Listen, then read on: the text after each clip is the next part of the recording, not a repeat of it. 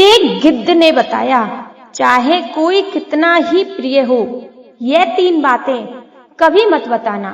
दोस्तों, प्राचीन समय की बात है। एक जंगल से सपेरों का एक झुंड कहीं जा रहा था। सपेरे एक सुनसान जंगल से होकर निकल रहे थे। एक जगह उन्हें एक घना छायादार वृक्ष नजर आया, तो सपेरे उस वृक्ष की छाया में बैठकर आराम करने लगे। इस वृक्ष के पास सांपों की एक विशाल बाम भी थी। एक सपेरे ने जान लिया कि यहाँ कोई सर्प मिल सकता है। सपेरों का तो काम ही होता है सांपों को पकड़ना। उसने अपने साथियों से कहा, हमें यह बिल खोदकर देखना चाहिए। सपेरों ने आपस में विचार किया और उन्होंने उस सांप के बिल को खोदना शुरू कर दिया। उस बिल से एक बहुत ही भयंकर काला नाग निकला। सपेरों ने उस नाग को पकड़ लिया और पकड़कर अपने पिटारे में बंद कर लिया। सभी सपेरे उस सर्प को पिटारे में रखकर वहां से चलने लगे। चलते चलते सपेरों ने विचार किया कि हम इस नाग का जहर निकाल देते हैं।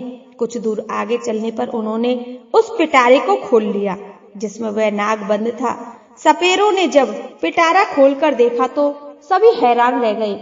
उस पिटारे के अंदर से नाग गायब हो चुका था और उस जहरीले नाग की जगह एक बहुत ही सुंदर और कीमती 9 लखा हार रखा हुआ था। उस 9 लखा हार को देखकर सपेरे बड़े प्रसन्न हुए। सभी सपेरे इस बात को सोचकर हैरान थे कि हमने तो एक सर्प पकड़ा था, पर यह हार कहां से आ गया। लेकिन चलो, अच्छा ही है, यह हार तो और भी ज्यादा कीमती है। चलो हम इसे लेकर राजा के पास चलते हैं। राजा इस हार के बदले में हमें मुंह मांगा धन देगा। यही सोचकर सभी सपेरे राजा धर्मपाल के शहर को चल देते हैं। सपेरे राजा के महल में पहुंचते हैं। इधर राजा का दरबार लगा हुआ था। दरबार में राजा और उसके सभी मंत्री बैठे हुए थे। अचानक से दरबार में सपेरों का एक झुंड प्रवेश करता है। सभी सपेरों ने राजा को प्रणाम किया। राजा ने जब सपेरों को दरबार में देखा तो उन्हें बैठने के लिए कहा और आने का कारण पूछा। सपेरे कहने लगे, महाराज, हम तो ठहरे सपेरे, भला हमारा आपके पास आने का क्या कारण हो सकता है, परंतु हमारे पास एक बड़ा ही कीमती हार है जो आपकी महारानी के गले की शोभा बढ़ा सकता है। सपेरों ने कहा, महाराज, ऐसा हार आपने पहले कभी नहीं देखा होगा। राजा धर्मपाल बोले, दिखाओ कैसा हार है। तो सपेरों ने वह पिटारा खोलकर दिखाया जिसमें हार रखा हुआ था। अब तो उस विचित्र हार को देखकर राजा सहित पूरा दरबार अचंभित रह गया। वास्तव में उन्होंने ऐसा हार पहले कभी नहीं देखा था। हार को देखकर राजा सपेरों से कहने लगे, तुम यह विचित्र हार कहां से लाए हो? सपेरे कहने लगे, महाराज, हमें यह मार्ग से मिला था। हमने सोचा क्यों न इस हार को राजा को भेंट कर दिया जाए। राजा ने कहा, ठीक है, हम तुम्हारी यह भेंट स्वीकार करते हैं। यह हार देखकर हमारी रानी बहुत खुश हो जाएगी। इधर राजा ने अपने मंत्री को आदेश दिया कि सपेरों को उचित इनाम देकर और सम्मान पूर्वक विदा किया जाए। सपेरे खूब सारा धन लेकर दरबार से विदा हो जाते हैं और राजा वह हार टोकरी सहित अपने पास रख लेते हैं। पूरे दिन राजा दरबार में बैठे रहते हैं और अपना कामकाज करते रहते हैं। धीरे धीरे जब शाम होती है तो दरबार समाप्त करके राजा वह हार वाली टोकरी लेकर महल को जाते हैं। राजा अपने महल में पहुंचते हैं और महारानी से कहते हैं, देखो, आज मैं तुम्हारे लिए बहुत ही सुंदर उपहार लेकर आया हूँ, जिसे तुम देखोगी तो बहुत खुश हो जाओगी। रानी कहने लगी, महाराज, ऐसा क्या लाए हो आप मेरे लिए? इतना कहकर राजा ने वह टोकरी रानी की ओर खिसका दी और कहा, नहीं मानती हो तो स्वयं देख लो। रानी ने जैसे ही उस पिटारे को खोला तो उसमें एक बहुत सुंदर तेजस्वी छोटा सा बालक लेटा हुआ था। उस बालक के चेहरे पर अलौकिक दिव्य तेज चमक रहा था। बालक इतना सुंदर था कि रानी उसे देखती ही रह गई और कहने लगी, महाराज, इसमें तो बड़ा ही सुंदर बालक लेटा हुआ है। रानी ने जब कहा कि बालक लेटा है तो राजा कहने लगे, नहीं रानी, बालक नहीं, इसमें तो 9 लखा हार था। वह बालक कैसे बन गया? राजा को रानी की बात पर भरोसा नहीं हुआ। राजा ने उस टोकरी को खुद देखा। वास्तव में राजा के आश्चर्य का ठिकाना नहीं रहा। बालक को देखकर राजा और भी ज्यादा प्रसन्न हो गए, क्योंकि राजा तो पहले से कोई संतान नहीं थी। राजा और रानी हर समय संतान के बारे में सोचकर दुखी रहते थे। अब तो राजा और रानी दोनों ने विचार किया, यह पुत्र हमें भगवान ने प्रदान किया है और आज से हम दोनों इसे अपना पुत्र मानकर इसका लालन पालन करेंगे।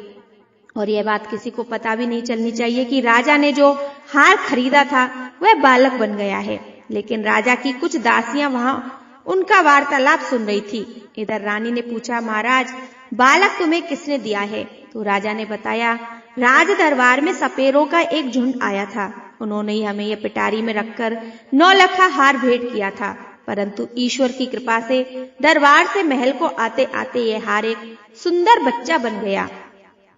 अब आज से यह बालक हमारा पुत्र है और आगे चलकर यही हमारी राजगद्दी का मालिक होगा। उसी दिन से राजा और रानी उस बालक को अपने पुत्र की तरह पालते रहे। एक दिन राजा ने अपने दरबार में यह घोषणा कर दी कि हमारी रानी के गर्भ में एक सुंदर पुत्र ने जन्म लिया है। यह बात सुनकर प्रजा में बड़ी खुशी हुई। संपूर्ण प्रजा खुशी मनाने लगी। संपूर्ण नगर में उत्सव मनाया गया। राजा और रानी बड़े प्रसन्न थे और बहुत प्रसन्नता पूर्वक उस बालक का लालन पालन हो रहा था। धीरे धीरे वह बालक बड़ा होने लगा और जैसे जैसे समय गुजरता गया वह जवान होता चला गया। धीरे धीरे वह समय भी आ गया जब वह बालक विवाह के योग्य हो गया। महाराज के मन में विचार आया कि अब मेरे पुत्र का विवाह कर दिया जाए। एक दिन राजा ने अपनी महारानी से कहा, अब हमारा पुत्र विवाह के योग्य हो गया है और अब इसका विवाह एक सुंदर कन्या से कर देना चाहिए। राजा का यह प्रस्ताव रानी को भी बहुत पसंद आया। रानी बोली, महाराज इस शुभ काम में देरी कैसी? जितनी जल्दी हो सके आप मेरे पुत्र का विवाह कर दीजिए। साथियों, राजा धर्मपाल के राज्य से लगा हुआ एक दूसरा राज्य था। उस राज्य के राजा का नाम था वीरेंद्र प्रताप। उस राजा की एक बड़ी सुंदर कन्या थी, उसका नाम था शोभिता।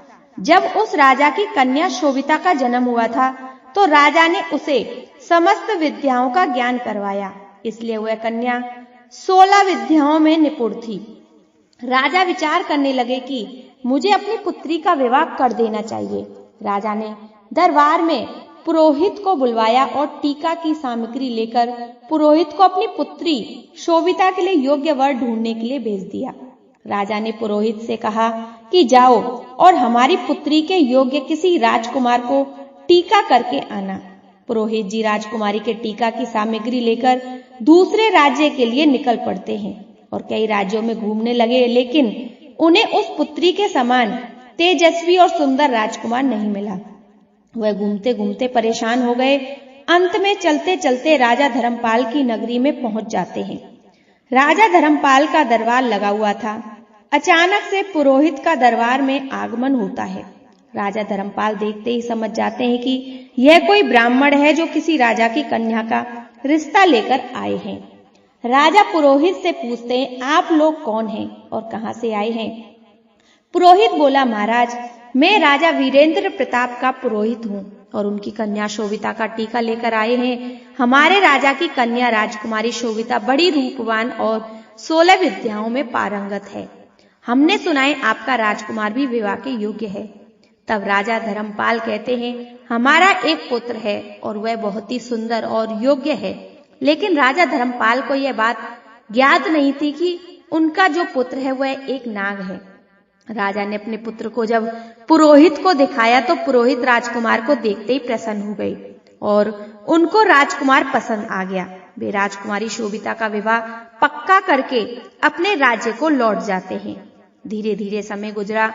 कुछ दिनों के बाद जब विवाह का उचित समय आया तो राजा धर्मपाल अपने पुत्र को सजाकर दूल्हा बनाकर राजा वीरेंद्र प्रताप के यहाँ बारात लेकर पहुंचते हैं। वहां पहुंचते ही राजा वीरेंद्र प्रताप उनका खूब अच्छे से स्वागत सत्कार करते हैं और अपनी पुत्री का विवाह राजकुमार के साथ कर देते हैं। इस प्रकार अपने पुत्र का विवाह करके राजा धर्मपाल वापस अपनी राजधानी को लौट आते हैं। अब धीरे धीरे और समय बीता। एक दिन रानी ने राजा से कहा, महाराज, अब हमें राज्य की बागडोर हमारे पुत्र के हाथों में सौंप देनी चाहिए, जिससे पुत्र को भी राज संभालने का अनुभव हो जाए। उसी दिन महाराज धर्मपाल ने अपने पुत्र को युवराज घोषित कर दिया। अब तो राजा धर्मपाल निश्चित होकर रहने लगे। राजकुमार बड़े अच्छे ढंग से राज्य का संचालन करने लगे। एक दिन की बात है, राजकुमारी शोभिता अपनी दासियों से बातचीत कर रही थी। राजकुमारी की दासी राजकुमारी से कह रही थी, महारानी, मैं आपसे एक बात कहूं, तुम्हारा यह पति राजकुमार है, इनको तुम कुछ पूछना कि तुम्हारे माता पिता कौन हैं। दासी की बात सुनकर शोभिता को बड़ा आश्चर्य हुआ। राजकुमारी शोभिता कहने लगी, यह तुम क्या कह रही हो? क्या हमारे पति राजकुमार महाराज धर्मपाल के पुत्र नहीं हैं? तब दासी कहती है, नहीं राजकुमारी, तुम बड़ी भूल कर रही हो, यह उनका पुत्र नहीं। मैं इतना तो नहीं जानती कि राजकुमार के वास्तविक माता पिता कौन हैं, पर इतना अवश्य जानती हूँ कि राजकुमार महाराज धर्मपाल के पुत्र नहीं हैं। आप स्वयं अपने पति से पूछ लेना।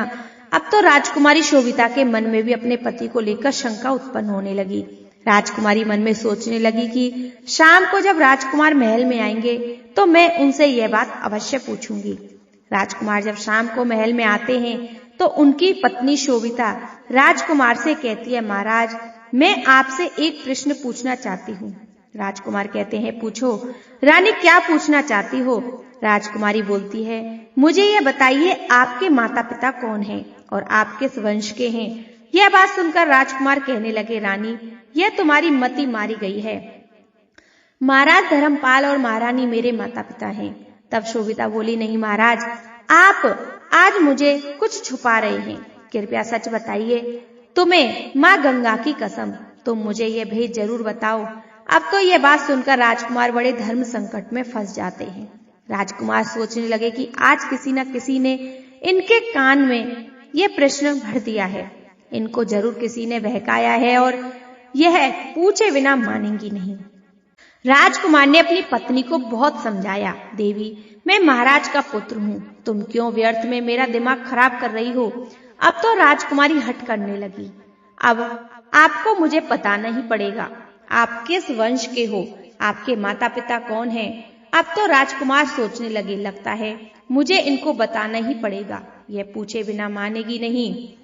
राजकुमार बार बार अपनी पत्नी से कहने लगे, मान जाओ, अभी भी समय है, तुम मुझसे यह बात मत पूछो वरना बहुत पछताओगी। लेकिन राजकुमारी तो मानो की जिद ही नहीं कर रही थी। कहने लगी, नहीं बताओगे तो भोजन ग्रहण नहीं करूंगी, मैं समझूंगी कि आप मुझसे झूठा प्रेम करते हो। यह बात सुनकर राजा का पुत्र कहने लगा, ठीक है, नहीं मानती हो तो ठीक है, मैं तुम्हें यह बात बताऊंगा, पर यहाँ नहीं, हम कल महल से बाहर वन विहार के लिए चलेंगे और वहां चलकर मैं तुम्हें सब कुछ बता दूंगा। अब तो रथ सजाया गया, उसमें राजकुमार और शोभिता दोनों बैठ जाते हैं और वन विहार करने का बहाना करके महल से निकल जाते हैं और एक नदी के किनारे आ जाते हैं। नदी को देखकर राजकुमारी शोभिता कहने लगी, महाराज, आप मुझे इस नदी के पास लेकर क्यों आए? क्या इस नदी में तुम्हारा कोई संबंध है? तब राजकुमार कहता है, मैं फिर तुमसे कहता हूँ कि मान जाओ और मुझसे मेरे वंश के बारे में मत पूछो, वरना तुम्हें बहुत पछताना पड़ेगा। दोस्तों, किसी ने सच कहा है, बाल हट और प्रिय हट ये बड़े बुरे हट होते हैं। राजकुमार के समझाने पर भी राजकुमारी नहीं मानी और कहने लगी, नहीं महाराज, मुझे यह जरूर बताओ कि आपके माता पिता कौन हैं और आप किस वंश के हो। राजकुमारी शोभिता जब नहीं मानती तो राजकुमार उस नदी में नीचे उतर जाता है और कमर तक के जल में पहुंचता है और कहने लगता है, रानी, अभी भी समय है, तुम मुझसे यह बात मत पूछो, अभी कुछ बिगड़ा नहीं। लेकिन राजकुमारी कहने लगी, चाहे कुछ भी हो जाए, लेकिन मैं यह बात पूछकर ही मानूंगी। इस प्रकार राजकुमार नदी के और गहरे जल में उतर जाता है। अब छाती तक जल पहुंच जाता है तो राजकुमार फिर रानी को समझाता है, बोला, रानी मान जाओ, आपका पूछना मुझे आपसे दूर कर सकता है। राजकुमारी बोली, चाहे कुछ हो जाए, आप इस भेद को मेरे सामने जरूर रखोगे। तब राजकुमार और आगे बढ़ा और जब अपने मुख के बराबर जल में आया तो कहने लगा, रानी, अभी तुम्हारे पास समय है, यह जानने की कोशिश मत करो कि मैं कौन हूँ। परंतु रानी नहीं मानी। फिर क्या होता है कि राजकुमार ने अपना असली नाग का रूप धारण कर लिया और नदी के जल के ऊपर अपना फन दिखाने लगा, और अपना फन दिखाने के बाद वह नदी के अंदर समा गया और फिर निकलकर बाहर नहीं आया। राजकुमारी शोभिता ने राजकुमार को खोजने की बहुत कोशिश की, मगर राजकुमार का कहीं पता नहीं चला। जब काफी देर हो गई और राजकुमार नहीं लौटा तो राजकुमारी शोभिता घबरा गई, क्योंकि अब उसका पति नाग बनकर कहीं चला गया था। शोभिता ने वहां उसे खोजने की बहुत कोशिश की, बहुत प्रतीक्षा करी, लेकिन वह नहीं मिला। अब तो शोभिता अपने रथ को लेकर अपने सारथी से कहती है, चलो महल को चलो और महाराज को सूचित करो कि उनके पुत्र नदी में डूब गए हैं। सारथी ने जाकर महाराज धर्मपाल को यह खबर दी और कहा, महाराज, आपके पुत्र राजकुमार नदी में विलुप्त हो गए हैं। यह बात सुनकर राजा को बड़ा दुख हुआ। राजा अपने सैनिकों को आदेश देते हैं, जाओ नदी के जल को खंगा लो और राजकुमार की लाश को तलाश करो। राजा के सैनिक रानी शोभिता, महाराज और महारानी के साथ उस नदी पर पहुंचते हैं। नदी में जगह जगह जाल डलवाए गए, लेकिन कोई सफलता नहीं मिली। नदी में कई गोताखोरों ने राजकुमार की लाश की तलाश की, मगर कुछ हाथ नहीं मिला। अब तो उदास होकर राजा, रानी और राजकुमारी शोभिता आपस में वापस अपने महल को लौट आते हैं। राजा धर्मपाल को अब वृद्ध हो चुके थे और पुत्र का दुख उनके ऊपर और आ गया। राजा के मन में तो यही था कि नदी में डूबकर उनका पुत्र मर गया। महारानी शोभिता भी बड़ी दुखी रहने लगी और मन में अपने आप को कोसने लगी, मैंने बहुत बुरा किया। मेरी इन्हीं कर्मों के कारण आज मेरा पति मुझसे दूर चला गया। यदि मैं उनसे उनके वंश के बारे में पूछने की जिद ना करती तो शायद मेरा पति मुझसे दूर नहीं होता। उसे अपनी गलती का बड़ा पछतावा हो रहा था। उसे कुछ समझ नहीं आ रहा था कि अब वह क्या करे। लेकिन राजकुमारी शोभिता बड़ी विद्वान थी, 16 विद्याओं में निपुण थी। काफी सोच विचार करने के बाद उसने एक फैसला किया। राजकुमारी ने अपने संपूर्ण नगर में यह घोषणा करवा दी, कोई भी व्यक्ति उसे कोई नई बात सुनाएगा तो उनके बदले में उसको उचित इनाम दिया जाएगा, चाहे कोई आपत्ति हो या फिर प्राचीन घटना से संबंधित कोई भी कहानी या कथा हो। जो कुछ भी कोई सुनाएगा उसको उचित इनाम दिया जाएगा। अब तो रानी शोभिता रोज कथा सुनती। रानी शोभिता के पास कथा सुनने वालों की भीड़ लगी रहती थी। कोई रामायण की कथा सुना रहा था, कोई किसी का राजा का इतिहास सुनाता था। अब तो राजकुमारी शोभिता का यही काम था। वे सुबह से लेकर शाम तक नई नई कहानियों को सुनने लगती थी। इस तरह नई नई कहानियों को सुनती रहती। इस प्रकार कुछ समय निकला। एक दिन क्या हुआ कि उसी राज्य का एक बूढ़ा आदमी पास के ही एक जंगल से गुजरा था। उस बूढ़े आदमी को उस जंगल को पार करते करते जंगल में ही रात्रि हो गई। जब रात्रि हो गई तो मन में सोचने लगा, अब रात में आगे चलना ठीक नहीं, क्योंकि जंगल में आगे हिंसक पशु भी मिल सकते हैं। यही सोचकर बूढ़ा आदमी उस जंगल में एक पीपल के पेड़ के ऊपर चढ़कर बैठ जाता है। रात्रि का समय था। वृद्ध व्यक्ति को डर के मारे नींद नहीं आ रही थी। इधर जब रात के 12 बजे का समय होता है तो उसने देखा बाहर एक झाड़ू लगाने वाला आया और पूरे जंगल में उसने झाड़ू लगा दी। फिर उसने देखा पानी का छिड़काव करने वाला आया, उसने भी हर जगह पानी का छिड़काव कर दिया। बाद वहां एक कुर्सियां लगनी शुरू हो गई। फिर एक सिंहासन आता है। बूढ़ा आदमी पीपल के पेड़ पर बैठा यह सब देख रहा था। उसने देखा वहां पर सभा होने लगी। एक बूढ़ा व्यक्ति बहुत घबरा रहा था और मन में सोच रहा था, यह सब क्या हो रहा है, यह लोग कौन हैं और क्या आज यह मुझे जिंदा छोड़ेंगे या नहीं। वहां से बढ़कर एक विचित्र अतिथि आना शुरू हो गए। वे विचित्र इसलिए भी क्योंकि उनका आधा शरीर सर्प का था और आधा मनुष्य का था। दिव्य शरीर वाले नाग देखने में बड़े भयंकर लग रहे थे। उनका दरबार वहां सज रहा था और जब सभी लोग वहां आ गए तो वहां 2 सिंहासन और भी थे। कुछ देर बाद नागों के राजा और उसके पुत्र युवराज दोनों वहां आकर बैठ जाते हैं। संपूर्ण दरबार में उनका बड़ा स्वागत किया गया। उनके बीच चर्चा होने लगी थी। वहां चर्चाएं हो रही थी और जो राजकुमार था उस नागराज का पुत्र चुपचाप नीचे गर्दन किए हुए बैठा था।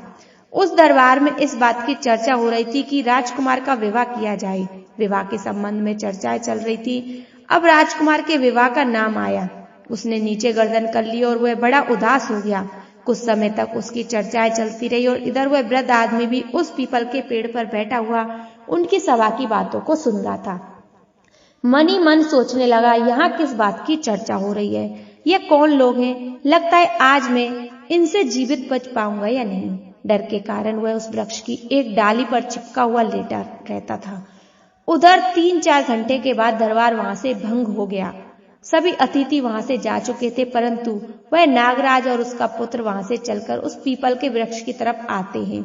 उस पीपल के पेड़ पर बैठा हुआ वो बूढ़ा आदमी सोचने लगा, मेरी तरफ आ रहे हैं, लगता है अब यह मुझे जिंदा नहीं छोड़ेंगे, क्योंकि इन्हें पता चल गया कि मैं इस वृक्ष पर बैठा हूँ। यह सोचकर वह बूढ़ा व्यक्ति घबरा जाता है, परंतु उस नाग ने क्या किया कि वह उस पीपल की जड़ में बैठकर कुछ देर रोया और अपनी रानी शोभिता को याद किया। यह सभी बातें वह बूढ़ा आदमी सुन रहा था कि यह तो बड़ा ही चमत्कार है और यह मैं क्या देख रहा हूँ। और कुछ देर रोने के बाद हाय शोभिता ऐसा कहने के बाद वह नाग भी वहां से चला जा रहा था। धीरे धीरे सवेरा होने लगता है।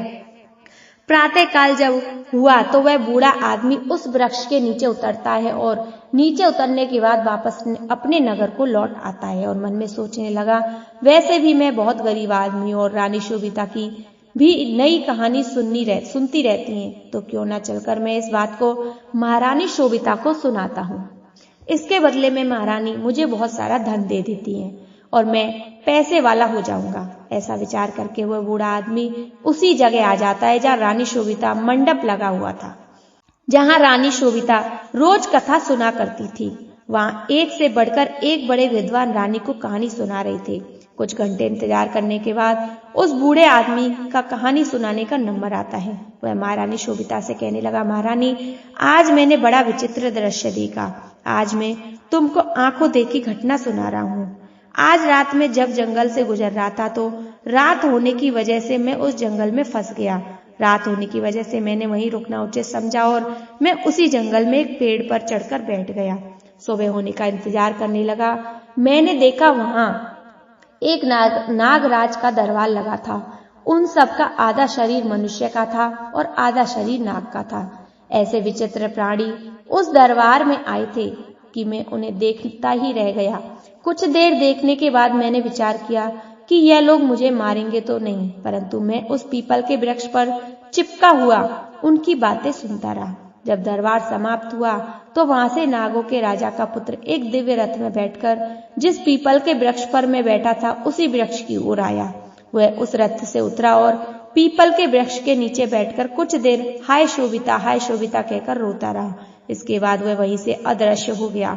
अब यह बात जब राजकुमारी शोभिता ने सुनी तो उस बूढ़े आदमी से कहने लगी, बाबा मैं तुम्हें इतना धन दूंगी कि तुम्हारी कई पीढ़ियां बैठकर खा सकती हैं, परंतु तुम मुझे उस स्थान पर लेकर चलो जहां तुमने उस राजकुमारी को रोते हुए देखा था। यह सब सुनकर बूढ़ा आदमी घबरा जाता है और कहता है, राजकुमारी अब मैं वहां नहीं जाऊंगा, वहां जाने से मुझे बहुत डर लगता है। तब राजकुमारी कहती है, नहीं बाबा तुम चिंता मत करो, तुम्हें मेरे साथ वहां चलना ही पड़ेगा।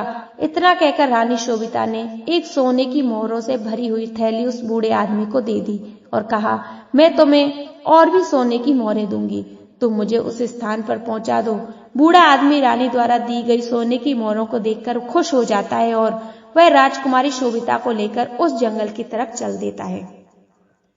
उसी स्थान पर जाकर बूढ़े आदमी ने बताया, राजकुमारी मैंने इसी पीपल के वृक्ष के ऊपर बैठकर सब कुछ देखा। राजकुमारी बोली, तो बाबा मैं भी आज तुम्हें अपनी आंखों से देखना चाहती हूँ। इस प्रकार बूढ़ा आदमी और रानी शोभिता उस वृक्ष के ऊपर चढ़कर बैठ जाते हैं और वह इंतजार करते हैं उस दरबार का। इंतजार करते करते पूरी रात निकल जाती है, लेकिन वहां पर कोई नहीं आता। उस दिन ना तो कोई दरबार सजता है और ना ही कोई नाग आता है। अब तो शोभिता उस वृद्ध व्यक्ति पर क्रोधित हो जाती है और कहती है, बाबा तुमने झूठ बोला और इसके लिए मैं तुम्हें कड़ी से कड़ी सजा दे सकती हूँ। वह बूढ़ा आदमी कहने लगा, नहीं महारानी मैंने कोई झूठ नहीं बोला, मैंने जो अपनी आंखों से देखा था वही बताया था। रानी बोली, तो फिर आज क्या हुआ?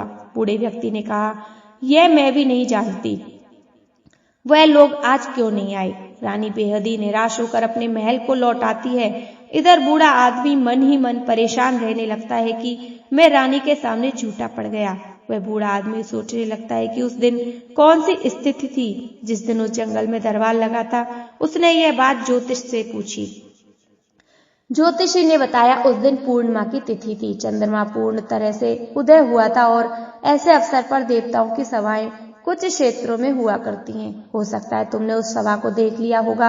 अब तो वह बूढ़ा आदमी सोचने लगा कि अगली पूर्णिमा आएगी तो मैं रानी को लेकर वहां जाऊंगा। महारानी ने भी उस बूढ़े आदमी से कह दिया, यदि तुम मुझे यह दृश्य दिखा दोगे तो मैं तुम्हें बहुत बड़ा इनाम दूंगी। इधर धीरे धीरे समय बीता और जब अगली पूर्णिमा की तिथि आई तो वह बूढ़ा आदमी महल में पहुंचता है और महारानी से कहता है, महारानी आज आप मेरे साथ उस जंगल में चलो, आज मैं आपको यह दृश्य दिखाऊंगा। महारानी शोभिता और बूढ़ा आदमी दोनों जंगल की ओर चल देते हैं।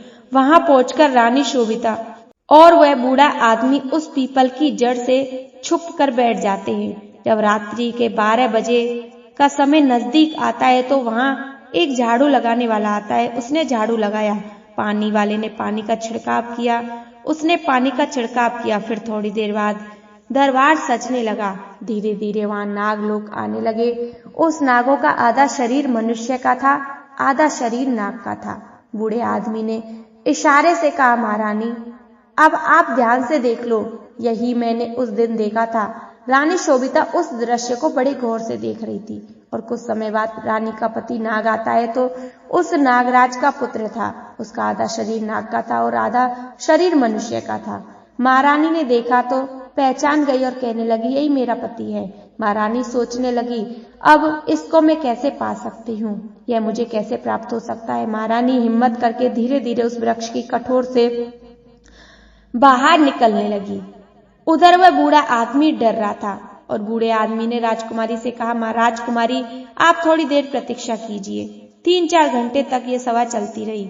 जब सभा समाप्ति का समय हुआ तो सभी लोग वहां से चले गए। राजकुमारी भी उस पीपल के पेड़ के पास आकर बैठकर रोने लगी। उसे देखकर रानी शोभिता डर गई क्योंकि उसका आधा शरीर नाग का था, आधा मनुष्य का चेहरा था तो उसके राजकुमार का ही था। अपने पति को रोता देखकर राजकुमारी से रुका नहीं गया और राजकुमारी शोभिता निकलकर उसके पास आ जाती है और उसका हाथ पकड़ लेती है। अचानक से महारानी शोभिता को सामने खड़ा देखा तो राजकुमार एकदम से घबरा जाता है और कहने लगता है, रानी तुम रानी कहने लगी कि मैंने तुम्हें खोजने के लिए क्या क्या नहीं किया, परंतु अब मैं तुम्हें कहीं नहीं जाने दूंगी। यह सुनकर राजकुमार कहने लगा, नहीं रानी, अब तो बहुत देर हो चुकी है, अब तो मुझे प्राप्त नहीं कर सकती।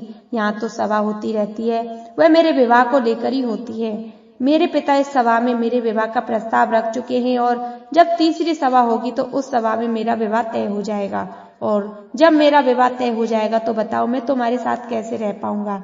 मुझे तो अपनी पत्नी के साथ रहना पड़ेगा। तुमने तो मुझे त्याग दिया। मैंने उस दिन तुम्हें बार बार समझाया था कि मुझसे मेरा वंश मत पूछो।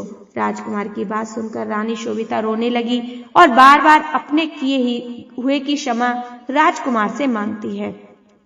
राजकुमार कहता है, राजकुमारी रोने का समय नहीं है, मैं तुम्हें एक उपाय बताता हूँ। यदि तुम मुझसे वह उपाय कर लेती हो तो शायद मैं तुम्हें प्राप्त हो जाऊंगा।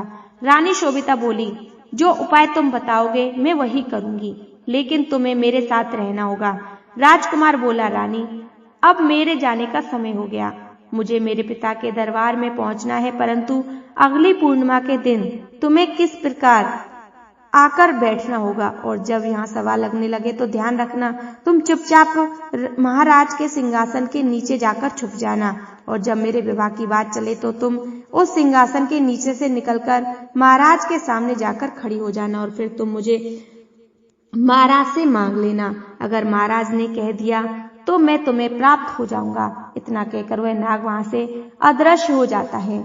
इधर महारानी शोभिता और बूढ़ा आदमी भी अपने नगर को लौट आते हैं। रानी दुखी रहने लगी, पता नहीं मैं राजकुमार को प्राप्त कर पाऊंगी या नहीं। इधर राजा धर्मपाल भी अपने पुत्र शोक में दिन पर दिन दुखी रहने लगता है। धीरे धीरे समय निकला। इधर महारानी सोच रही थी, अब चाहे कुछ भी हो जाए अगली पूर्णिमा के दिन अपने पति को पाकर ही रहूंगी। यह सोचकर रानी ने जब कथाओं को सुनना भी बंद कर दिया। धीरे धीरे समय बीता।